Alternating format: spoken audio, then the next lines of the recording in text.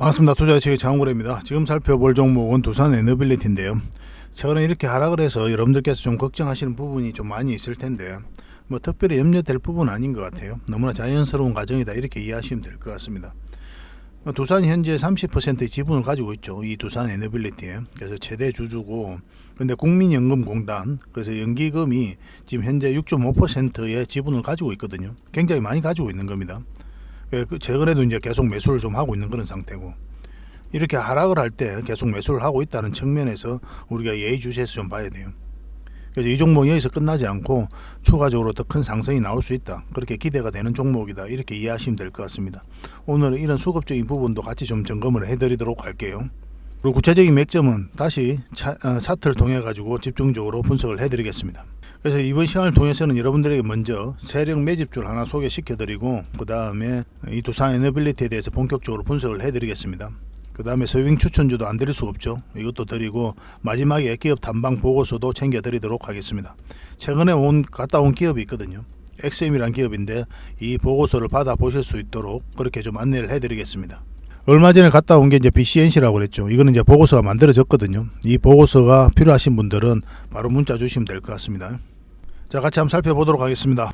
그리고 전한 24일이었죠. 9월 24일 날 주말에 여러분들에게 세력 매집주 하나 추천을 해드렸었는데, 지금부터 반드시 관심을 가져야 된다, 그렇게 이제 말씀을 드렸었죠. 급등 흐름이 나올 수 있다고 이제 말씀을 드렸었는데, 그 종목이 현재 지금 25%, 26% 정도 급등 흐름이 나오고 있거든요. 근데 이 종목이 여기서 끝나지 않습니다. 이 수익 챙기기 위해서 우리가 관심 가지는 그런 종목은 아니에요. 훨씬 더 큰 상승이 나올 수가 있으니까 계속 좀 살펴봐야 됩니다. 근데 바로 추격 매수하기는 좀 애매하죠, 그죠? 이 맥점이 나올 때 우리가 또 다시 여러분들에게 좀 알려드리겠습니다. 종목명을 저희가 여러분들에게 공개를 해드리고 싶지만, 이건 여전히 또 대응을 해드리고 있는 그런 종목이기 때문에 종목명을 바로 알려드리기 좀 힘들 것 같습니다. 그리고 이것도 마찬가지로 계속 대응을 좀 해드려야 되니까 장원고래 히든이라는 문자 보내주십시오. 그러면 이 히든주를 여러분들에게 알려드리도록 하겠습니다. 또 대응 전략도 알려드릴 거예요. 여기서 끝나지 않아요. 이제 시작이다 이렇게 보시면 됩니다. 여기서 엄청난 물량이 들어왔죠. 결국 이 물량들이 주가를 끌어올린다 이렇게 생각하시면 돼요. 왜냐하면 이 나간 흔적이 없기 때문에 그래요. 상승할 때만 이제 엄청난 거래가 터졌죠. 그리고 조정을 줄 때 거래가 없어요. 나간 흔적을 없고 다시 물량이 들어오면서 끌어올리고 있는 그런 형국이거든요. 바로 갈 수도 있고 눌러주고 갈 수도 있습니다. 추가적으로 대응을 해서 큰 수익을 남겨야 된다 이렇게 보시면 돼요. 여러분들께서 생각하는 것 이상으로 큰 수익이 나올 수가 있습니다. 지속적으로 좀 살펴봐야 될 것 같아요.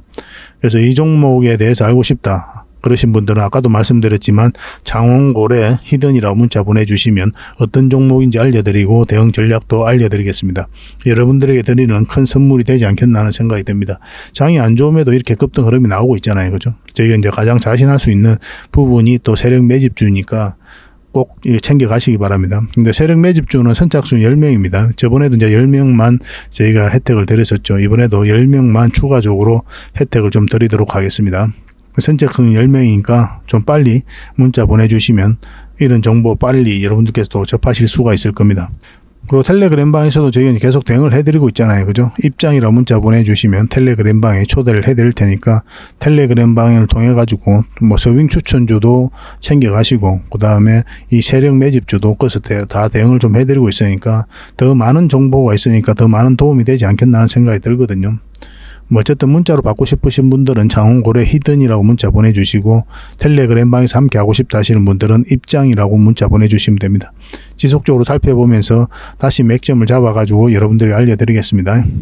자, 두산 에너빌리티에 대해서 같이 한번 살펴보도록 하겠습니다. 먼저 주목을 해야 되는 게 바로 이 SMR이죠. 대형 원전과 이 SMR은 반드시 좀 주목을 해야 됩니다.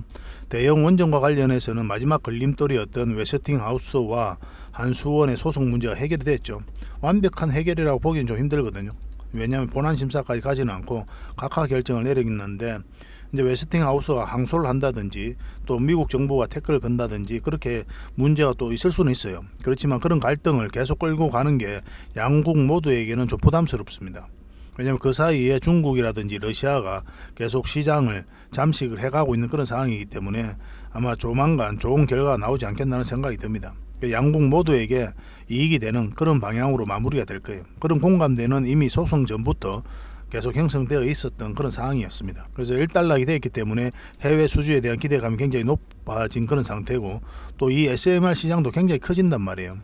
이 뉴스케일 파워와 지금 지분 투자를 했죠. 이 두산 에너빌리티가 우리나라에서는 가장 많은 지분 투자를 했거든요. 뉴스케일 파워의 원자로가 지금 이 SMR이 가장 상용화가 먼저 될 것이다, 그렇게 보고 있거든요. 여기다 이제 기자재 공급권을 따냈어요.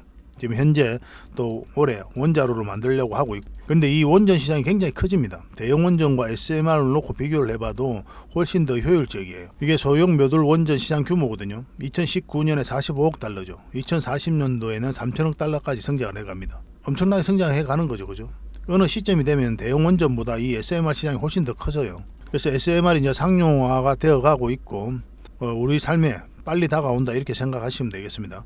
글로벌 전력 수요량이 2050년까지 3배 정도까지 증가할 것으로 보여지고 있거든요. 전기가 많이 필요하다는 뜻이잖아요. 전체 에너지 비중에서 이제 화석연료는 43%를 차지할 것으로 예상이 되고 있고, 근데 이 화석연료가 23년부터 25년 내에 피크를 찍고 내려올 것으로 이제 전망을 하고 있거든요. 그러면 이제 피크를 찍고 내려오니까 이 에너지를 만드는 게 좀 필요하잖아요. 대체가 좀 필요한 거죠. 그래서 화석연료를 대체하는 동시에 글로벌 전력 수요를 충족하기 위해서 400에서 800기가 규모의 원자력 용량이 필요할 것으로 예상이 되는데, 그것을 이제 SMR에다 이제 기대를 하는 거죠. 그래서 각국이 굉장히 공격적으로 투자하고 있는 그런 상황입니다. 우리나라 기업들도 미국 SMR 관련 기업에 투자를 많이 했죠. 삼성물산이 뉴스케일 파워에다가 700만 달러, 두산 에너빌리티가 뉴스케일 파워에다가 1억 380만 달러, 엑스에너지에다가는 또 500만 달러까지 투자를 했습니다. 미국 대표 SMR 관련 기업은 뉴스케일 파워가 이제 미국 최초죠. SMR 설계 인정을 받았습니다. 가장 기술력이 앞서 있다, 이렇게 보시면 돼요. 상용화도 가장 먼저 할 것이다, 그렇게 기대가 되는 기업이 바로 뉴스케일 파워입니다. 그리고 엑스에너지 차세대 원전으로 800만 달러 수혜를 입을 것으로 보고 있죠. 그리고 테라파워 고속 중성자형 66년 냉각형 SMR을 이제 개발을 한 그런 회사입니다. 그래서 엑스에너지와 뉴스케일 파워 모두에다가 투자한 게 바로 이 두산 에너빌리티예요. 그래서 이렇게 이제 전략적 협력 관계를 맺으면서 이 회사들이 해외 쪽으로 수주를 할 때 거기다 이제 기자재 공급을 하게 되거든요. 이 과정을 통해서 세계 1등의 파운드리 기업으로 성장해 가겠다는 게 바로 이 두산 에너빌리티의 확고한 목표죠. 그만큼 기술력이 있고 또 그런 생태계가 잘 조성되어 있습니다. 우리나라에 해볼 만한 거죠, 그죠? 압도적인 1등이 목표라고 그렇게 이제 박지원 회장이 그렇게 말씀을 했습니다. 정부에서도 적극적으로 지원하고 있는 그런 상태죠. SMR R&D 예산을 전년 대비 760%나 급증이 됐습니다. 올해 39억 달러였거든요. 9억 원이었거든요. 내년에는 330억 원이에요. 큰 폭으로 성장을 해가지고 좀 그 정부의 핵심 정책을 알려면 정부가 하는 이야기가 중요한 게 아니라 정부가 돈을 어디에 쓰느냐가 중요하죠, 그죠? 이게 이제 핵심이니까.